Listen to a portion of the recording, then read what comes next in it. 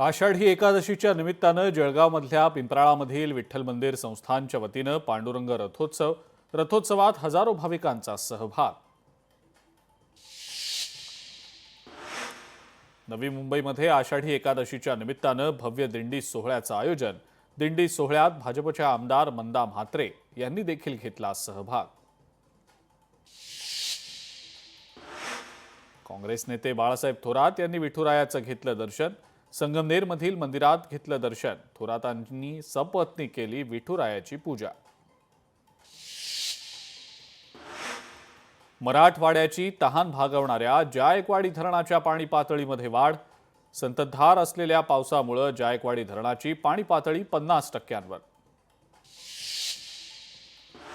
वाशिम जिल्ह्यामध्ये मुसळधार पावसामुळे शेतांमध्ये साचलं पाणी। शेतांमध्ये पाणी साचल्यानं शेतकरी चिंतेत। नाशिकमध्ये गोदावरी नदीची पाणी पातळी वाढली। चांदोरी गावातील अनेक मंदिरं पाण्याखाली।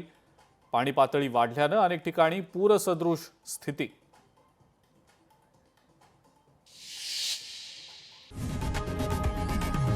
लोकशाही मराठी ऐका, पहा, जागरूक रहा।